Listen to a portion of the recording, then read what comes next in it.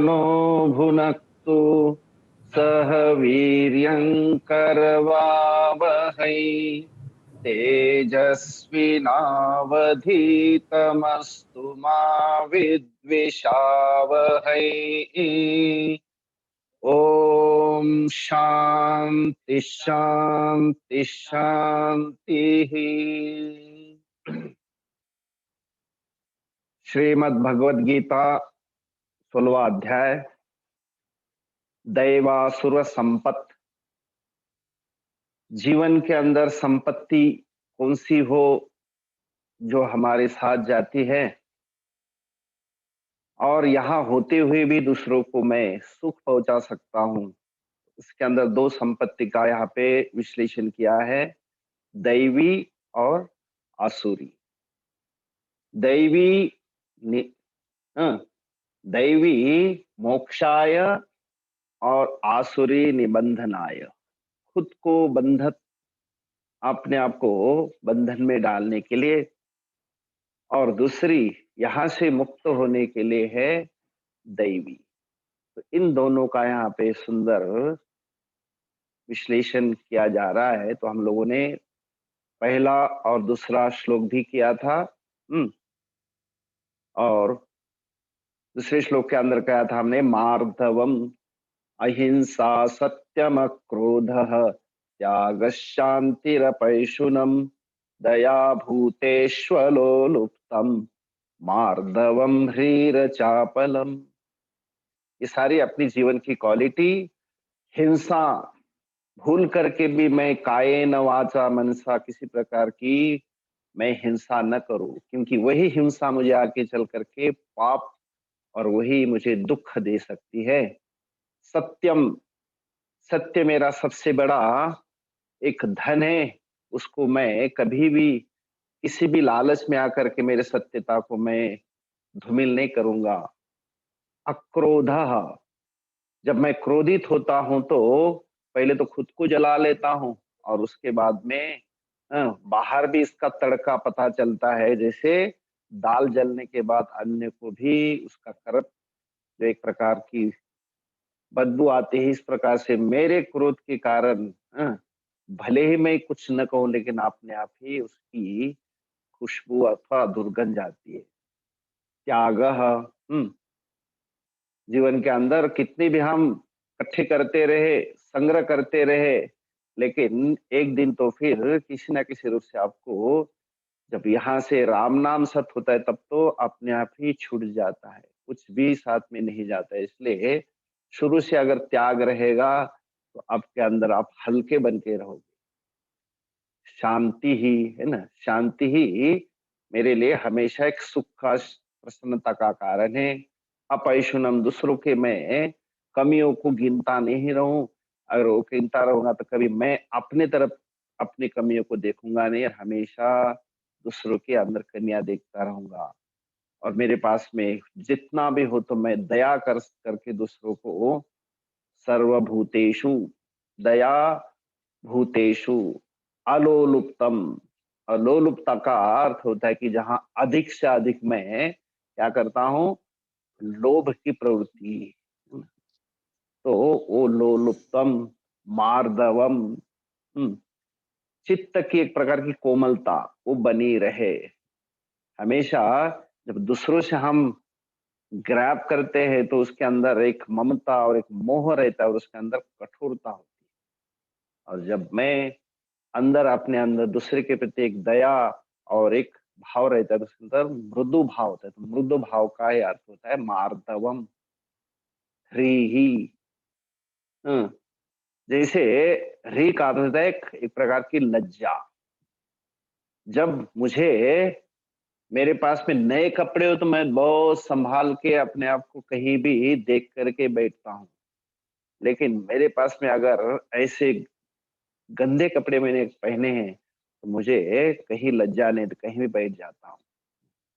तो शास्त्र कहते यथा मलिनैः वस्त्रैः यत्र तत्र उपविश्यते, यत्र कुत्र भी उपविश्यते, वहां उसको कोई ठिकाना नहीं होता। तो जिसने अपने आप को एक अशुद्धता को पहन रखा है, तो उसको फिर क्या खाया, क्या पिया, हैं, क्या बात की, इसके प्रति उसको बिल्कुल लज्जा नहीं रही थी। तो मुझे एक प्रकार की लज्जा हो हमारे अंदर ही और अचापलम, इसके अंदर जीवन में जब मेरे शरीर के अंदर चपलता का जो एक एक प्रकार की एक मुद्रा होती है, हमेशा कुछ भी काम कर रहे हैं तो उसके अंदर एक तीसरी मेरी अलग से क्रिया होती रहती है। बैठे तो भी हाथ पैर है ना एक प्रकार का हिलाता रहेगा। तो जीवन के अंदर हमारे अंदर एक अचापलतम है ना, अचापलम एक प्रकार की वाणी में, शरीर में, मन में किसी प्रकार की व्यर्थ क्रिया न करना, इसको कहा जाता है अचापलम। तो ये सारी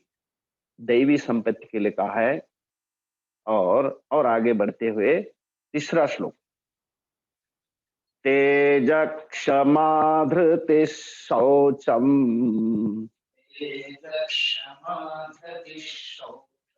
अद्रोहो नातिमानिता भवन्ति संपदं दैवीम् अभिजातस्य भारत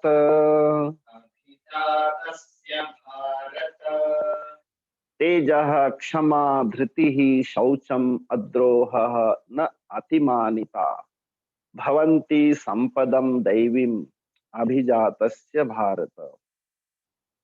तो हे भारत, संबोधन है अर्जुन के लिए। हे अर्जुन, जो गुण है, हमें अगर ये दैवी गुण चाहिए तो इन गुणों का एक संकलन मैं आपको बता रहा हूं। तेजः, तेज का अर्थ केवल अपने चमड़ी का तेजस्व नहीं है। तो तेज का अर्थ होता है मैं कभी भी किसी के साथ असत्य के लिए भी कभी सहमत न हो जाऊं, झूठी गवाह देने के लिए मैं अपने सत्यता को बेचू नहीं। तो इसलिए कहा जाता है कि अपने अंदर वो शक्ति होनी चाहिए, वो तेज होना चाहिए कि मैं उसको बिल्कुल खबरदार, वो मुझे ऐसे गलत काम में है ना लगाने के लिए वो प्रेरित करे। तो मेरे अंदर उस सत्यता का तेज होना चाहिए कि मैं उसको कभी भी उसके साथ गलत हाँ, काम करने के लिए सहमत न हो। वो मेरे अंदर वो तेज हो। और इसलिए उदाहरण आता है कि भगवान राम जब रावण के साथ युद्ध कर रहे थे तो वहां पर रावण तो अपने सोने के रथ में खड़ा था, मुकुट लगा हुआ सोने का, हीरो का, और भगवान राम खड़े थे जमीन पे। हम्म, और ना तो उनके पास कोई रथ था, ना तो कोई मुकुट था, लेकिन वलकलधारी राम अपने आप में तेजस्वी और ऐसे तपस्वी वेश में होते हुए भी उनका अपना तेज कोई सामान्य नहीं था। तो ऐसा पराक्रम, ऐसा तेज हमारे अंदर, वो तेज सत्यता का हमारे अंदर हमेशा रहे। क्षमा, कोई अगर अनजान में कोई क्या गलती करता है तो उसके अंदर, मेरे अंदर वो शक्ति हो कि मैं उसको क्षमा कर सकूं। एक बहुत बड़ी क्वालिटी है। नहीं तो हम अपने आप को कभी भी, एक अपना अहंकार होता है कि नहीं मैं तो उसको करके ही दिखाऊंगा, मैं तो एक पाठ ही पढ़ाऊंगा उसको। इसलिए हमेशा कहा जाता है अभयम सर्वभूतेभ्यः मत्तः अस्तु। मेरे मेरे होते हुए हमेशा जहां भी मैं हो सकूं उतना क्या कर सकता हूं कि मैं दूसरों को भय नहीं बल्कि अभय, मतलब एक प्रकार की क्षमा।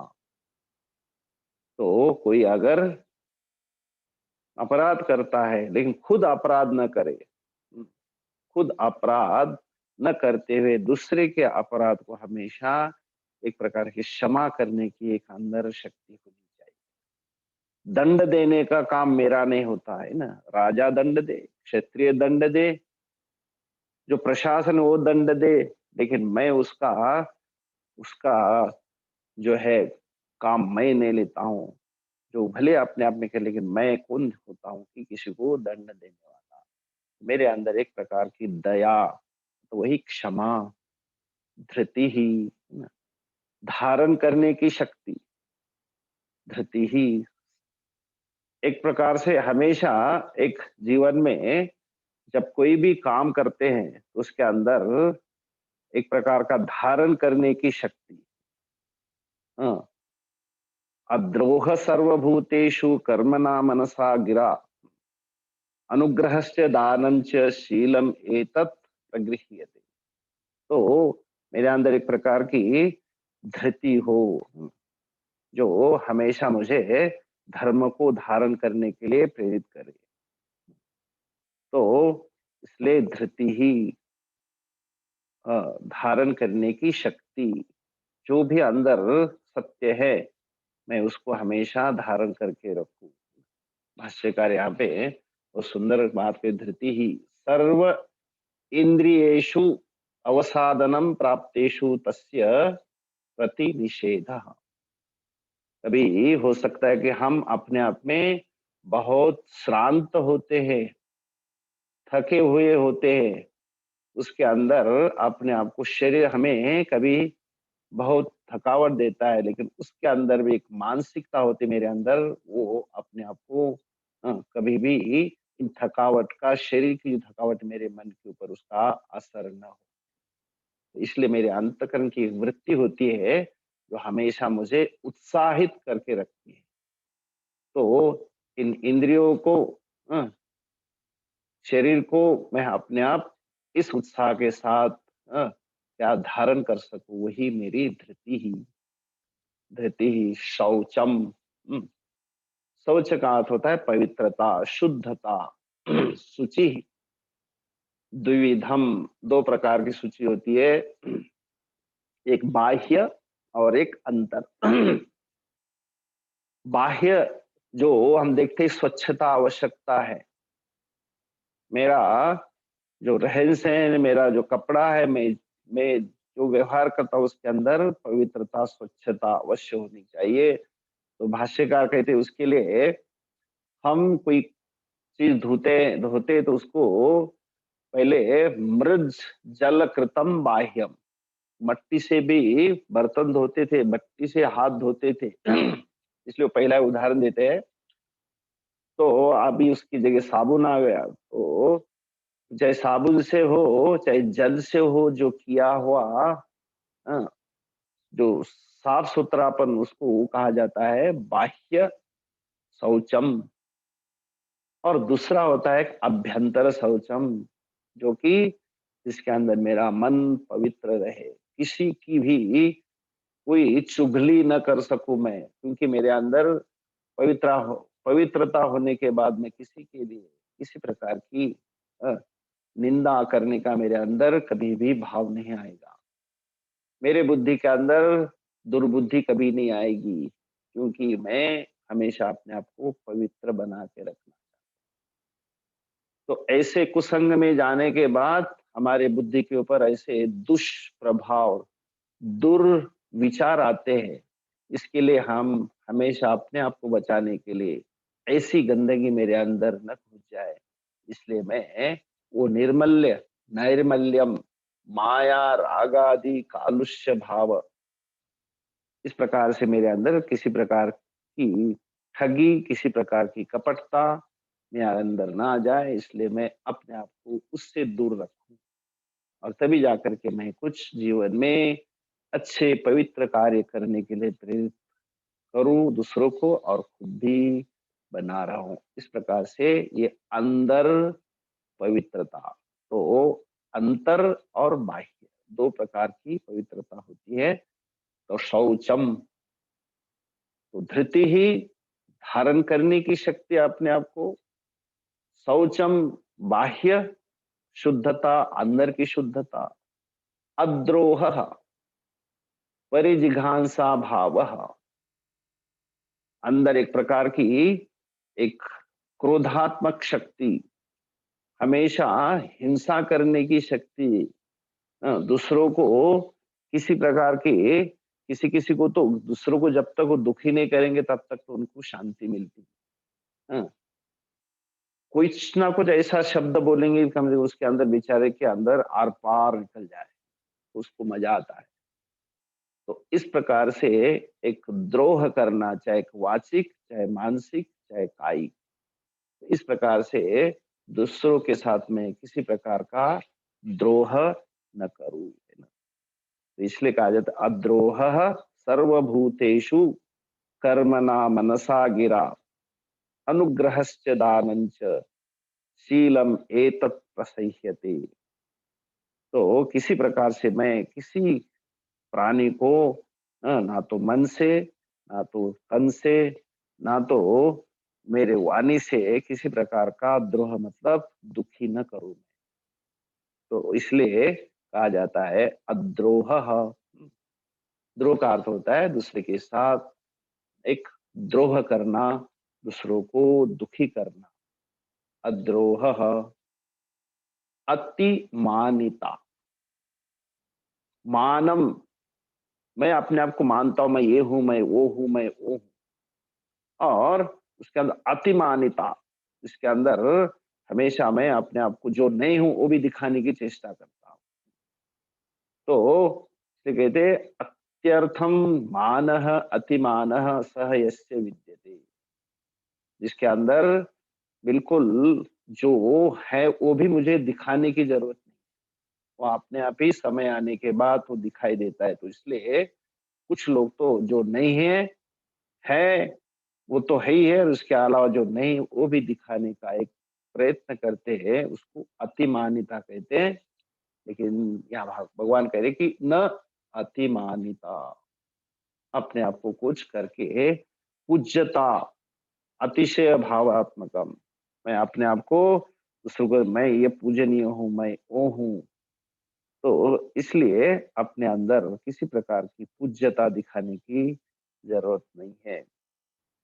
और न अतिमानिता, अपने आप को कुछ बहुत मान करके हम चलने की जरूरत नहीं है। जो है वैसा है, लेकिन आप अपने आप को जितना सीधा रहेंगे, हाँ, उतना ही आपके लिए शांति का एक प्रतीक रहेगा। ये सारी चीजें जो है तेज, क्षमा, धृति, शौचम, अद्रोह, न अतिमानिता। एक्स्ट्रा मुझे कर कुछ दिखाने की जरूरत नहीं है। ये सारी की सारी चीजें कहते भगवान कह रहे हैं भवन्ति संपदम दैवीम अभिजातस्य भारत। दैवीम अभिजातस्य संपदम भवति। जो लोग, जो प्राणी, जो जीव इस प्रकार से इसमें जो ऐसे जगह पे पैदा होते हैं, किम विशिष्टा संपदा, जो देवानाम संपदम अभिलक्ष्य जातस्य दैवी भूत्य अर्हस्य, जो इस प्रकार से देवताओं की एक विभूति का योग्य पात्र अपने आप को मानने वाले, और भविष्य में जिनका कल्याण होना निश्चित है, ऐसे लोग जो है उनको कहा जाता है कि वो ऐसे जन्म लेते हैं जहां पे बहुत सारी क्या है दैवी संपत्ति है। इसलिए क्या भवंती अभिजातस्य, ये जो है वही पैदा होते हैं, और जिनके अंदर ये अपने आप ऐसी दैवी संपत्ति उनके अंदर प्रकट हो जाती है, और वो खुद अपने जीवन में खुद का कल्याण करते हैं और अन्य को भी इस प्रकार का उदाहरण बन जाते हैं। इसलिए कहा भवंती संपदम, ये संपद दैवी संपद अभिजातस्य दैवी, ऐसी दैवी संपदा उसके लिए, अथवा ये उसी कुल में पैदा होता है जहां पे ऑलरेडी ऐसी संपत्ति प्राप्त होती है, जो जिसके अंदर ये ऐसी क्वालिटी दिखाई देती है। तो इन तीनों श्लोकों के अंदर दैवी संपत्ति का क्या किया व्याख्यान किया भगवान ने, अभयम से लेकर के तेज क्षमा दुति शौचम, यहां तक। अब उसको कहते हैं कि अथ इदानिम आसुरी संपत उच्यते। अब इसके बाद में जो आसुरी संपत है उसको मैं आपको कहूंगा। चौथा श्लोक। दंभो दर्पोऽभिमानश्च दम्भो दर्पोऽभिमानश्च क्रोध पारुष्यमेव च क्रोधः पारुष्यमेव च अज्ञानं चाभिजातस्य अज्ञानं चाभिजातस्य पार्थ सम्पदमासुरीम्। पार्थसम्पदमासुरीम्। दम्भः दर्पः अतिमानः च क्रोधः पारुष्यम् एव च अज्ञानं च अभिजातस्य पार्थ संपदम आसुरीम। अब इस प्रकार जो अपोजिट, जो दैवी थी उसका एकदम आसुरी जो है इसके विपरीत मानी जाती है। कहते हैं जिसके जीवन में ठसाठस भरा हुआ दंभ, दर्प, अतिमान, वो किसके अंदर होगा तो कहते आसुरीम संपदम। जिसके जिसने आसुरी संपत्ति में जन्म लिया उसके अंदर ये ऊपर से अपने प्राकृतिक जो है ये सारे के सारे गुण, आसुरी संपत्ति के गुण उसके अंदर अपने आप आ जाते हैं। तो कहते दंभ। दंभ का अर्थ क्या है कि धर्म ध्वजित्वम। मैं हमेशा एक धार्मिक हूं, मैं एक ऐसा पुण्यात्मा हूं, मैं एक ऐसा दानी हूं, इस प्रकार से अपने आप को घोषणा करते हुए, लोगों को बताते हुए किसी ना किसी माध्यम से, तो इसको कहा जाता है धर्म ध्वजित्वम। जो पाखंड उसको कहते हैं सामान्य भाषा में, जो अंदर है या नहीं लेकिन बाहर दिखाने का एक जिसने बीड़ा उठाया कि मैं ये हूं, मैं वो हूं, तो उसको कहा जाता है दंभ। दर्प, जो मेरे पास जो चीज है, हम्म, उस चीज का अंदर एक प्रकार से बहुत बड़ा अभिमान। दर्प। धन स्वजनादि निमित्त उत्सेक। मेरे पास में धन है, मेरे पास में इतना बड़ा परिवार है, मेरे पास इतना पावर है, उससे निमित्त होने वाला जो गर्व है उसको कहा जाता है अतिमान, दर्प। तो इसलिए दर्प अंदर से एक प्रकार की घमंड, एक प्रकार का गर्व, अपने धन से लेकर के, अपने तन से लेकर के, अपने परिवार से लेकर के उसके अंदर एक प्रकार की घमंड, उसको कहा जाता है दर्प। ये वो जो है अपने आप ही उसके पास होता है जो आसुरी संपत वाला होगा। अतिमान, पूर्वोक्त, जो पहले कहा गया कि जो जितनी अपने आप को जो चीज नहीं उससे अधिक अपने अंदर एक अपने आप को मानने वाला कि मैं ये हूँ, मैं बड़ा दानी हूँ, तो अतिमान, अधिक मानने वाला, जो चीज, जो क्वालिटी, जो गुण आपके पास न होते हुए भी अपने आप को आप मानते हो, तो अतिमान, क्रोध, तो ये सभी इससे अच्छी तरह से परिचय थी। क्रोध क्या होता है, जो मुझे एक क्रोध का अगर हम विश्लेषण करेंगे शब्दार्थ को लेकर, उसके अंदर दो जो उसके व्यंजन है, क, हम्म, और रोध। कम का अर्थ होता है सुखम और रोध का अर्थ है रोकने वाला। शास्त्र में कहा जाता है कि मेरे अंदर एक स्वाभाविक सुख की एक धारा बहती है, आनंद की धारा बहती है। इसलिए तो कभी कभी हम लोग एकांत में बड़े अच्छी तरह से किसी गीत को गुनगुनाने लगते हैं, है ना। तो इस प्रकार से मेरे अंदर एक स्वाभाविक धारा चलती है आनंद की, खुशी की, उसको कहा जाता है कम। और ऐसी धारा को रोकने के लिए लिए मेरे अंदर एक अपने आप ही कोई दूसरे के प्रति मेरे अंदर एक भाव उठता है, वो होता है क्रोध। तो वो क्रोध क्या करता है, मेरे अंदर के धारा को अ, रोक देता है। तो कम सुखम रोधयति, मेरे स्वाभाविक सुख को, आनंद को रोक करके मुझे एक प्रकार से क्या करता है, परेशान करता है, उसको क्रोध। मेरे आनंद की धारा को रोक करके मुझे एक अलग बना देता है, उसको कहा जाता है क्रोधा।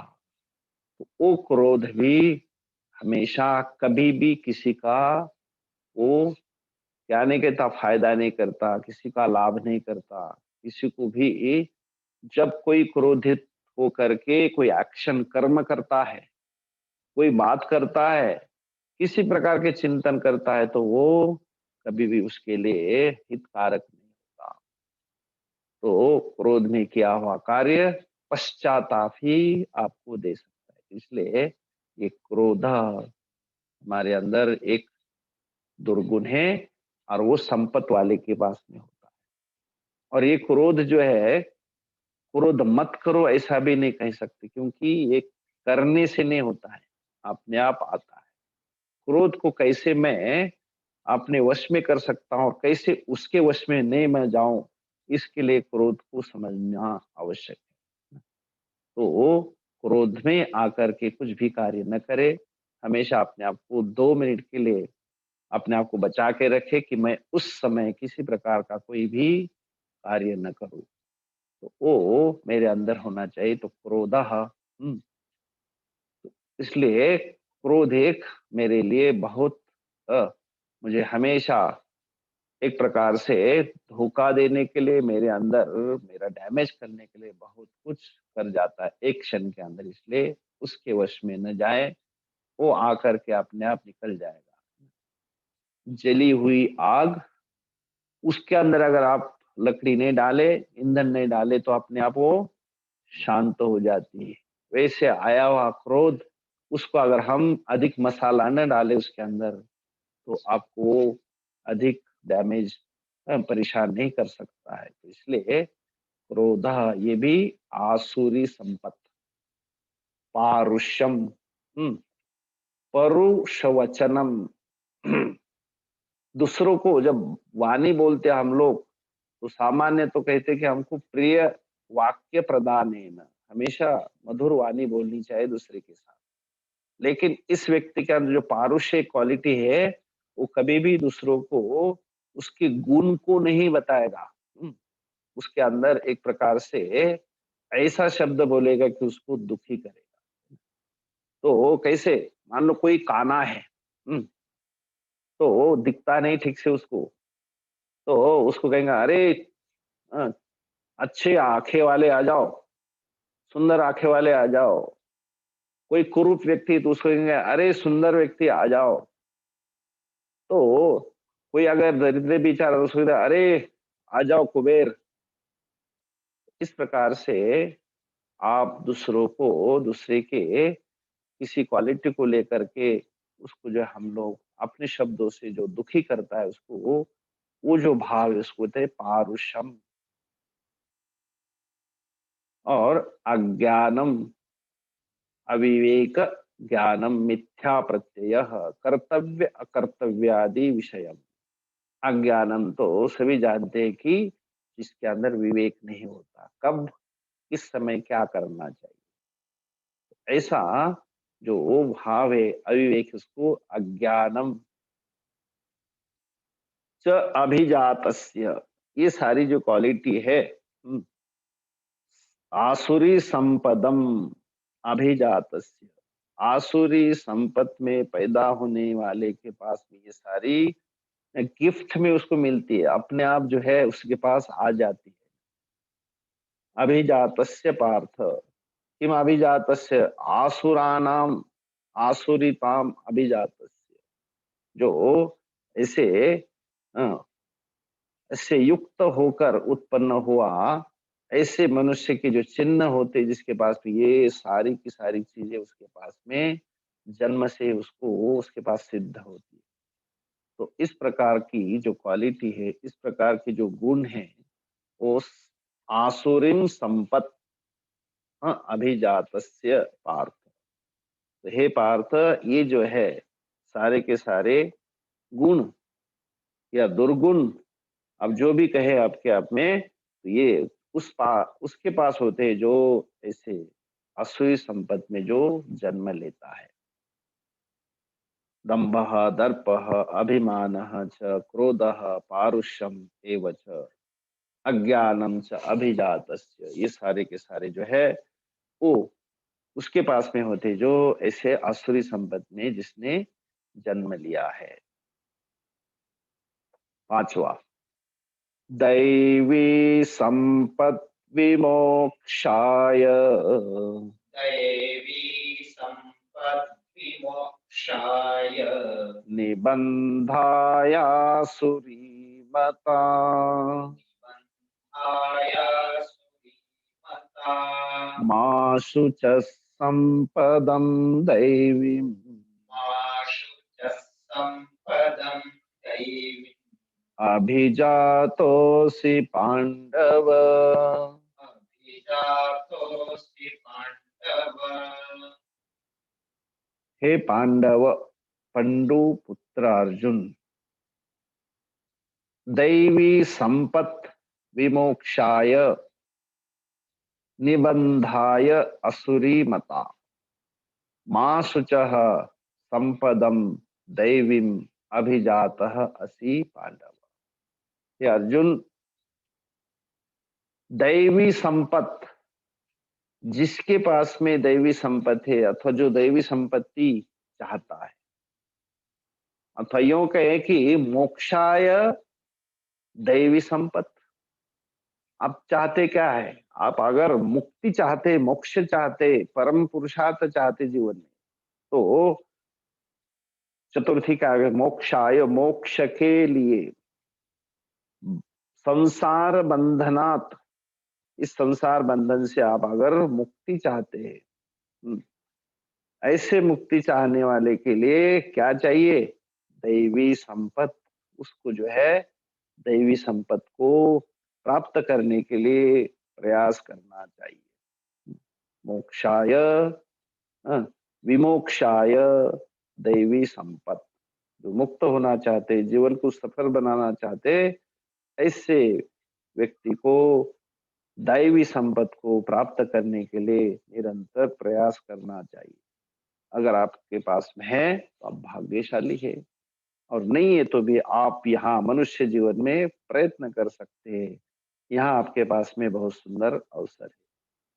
और दूसरी जो संपत्ति है आसुरीम, किसके लिए हो? निबंधाय, और वो आपने आपको जो है क्या करते हैं? बंधन में डालने के लिए वो पर्याप्त है। आसुरी संपत्ति आपको निश्चित रूप से बंधन का जो है काम, नामे निबंध है, तो वो ऐसे बंधन के लिए वो कारणीभूत बन जाती है।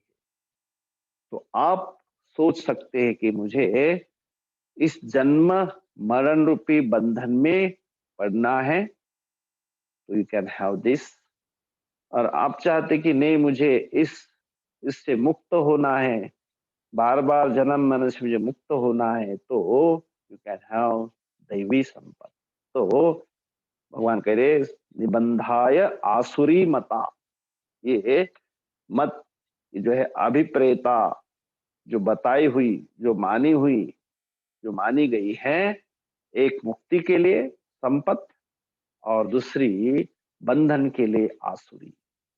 तो इसलिए इन दोनों का आप देख सकते हैं कि दैवी आसुरी, दैवी का मुक्ति के लिए और आसुरी का बंधन के लिए, आपके लिए आप प्रयोग कर सकते हैं। अब इसके अंदर अर्जुन को मन में हो सकता है कि अर्जुन सोच रहे होंगे कि क्या मैं दैवी संपत्ति वाला हूं या आसुरी वाला हूं, ये कौन बताएगा? तो ऐसे अर्जुन के मन में विचार आते, भगवान अपने तरफ से कुछ कहना चाहते कि अर्जुन मां शुचः, डोंट वरी, आप चिंता मत करो, शोकम मां कार्षी, शोक मत करना अर्जुन, तुम तो दैवी संपत्ति को लेकर ही उत्पन्न हुए अर्जुन, है ना। दैवीम संपदम अभिजातः असि, तुम तो दैवी संपत्ति को लेकर के जन्म लिए है, क्योंकि बचपन से ही माँ तुम्हारी इतनी तपस्वी, इसलिए आपका नाम है पार्थ, पृथा के पुत्र हो, जो ऐसी तपस्विनी है जो कभी भी अपने आप को उसने हार नहीं मानी, और ऐसी पुरुषार्थी आपकी माँ जो कुंती है, तो ऐसे माँ से पैदा हुए आप अर्जुन, आप तो बिल्कुल कौन सी संपद में, दैवी संपदः अभिजातः असि, तुम तो दैवी संपत्ति में पैदा हो जाते हो, इसलिए माँ सोचा तुम्हें शोक करने की जरूरत नहीं। तो 5वें श्लोक में ये कहा कि विमोक्षाय दैवी संपत्, मुक्ति के लिए आपको दैवी संपत्ति का आश्रय लेना चाहिए, और निबंधाय आसुरी मता, और आपको इसी में अगर बार बार आकर के बंधित होना है, इसी जन्म मरण के चक्कर में पड़े रहना है, तो आप आसुरी संपत्ति का आश्रय ले सकते हैं।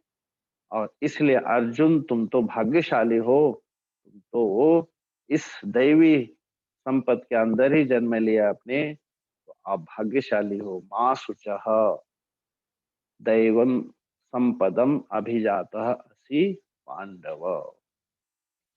ते 3 श्लोक साथ में बोलते हैं, तीसरे से लेकर। तेज क्षमा धृति शौचम अद्रोहो नातिमानिता भवन्ति संपदं दैवीम् अभिजातस्य भारत दम्भो दर्पोऽभिमानश्च क्रोधः पारुष्यमेव च अज्ञानं चाभिजातस्य संपदमासुरीं दैवी संपद्विमोक्षाय निबन्धायासुरीमता माशु च संपदं दैवीम् अभिजातोऽसि पाण्डव। ओम पूर्णमदः पूर्णमिदं पूर्णात् पूर्णमुदच्यते पूर्णस्य पूर्णमादाय पूर्णमेवावशिष्यते। ओम शांति शांति शांति।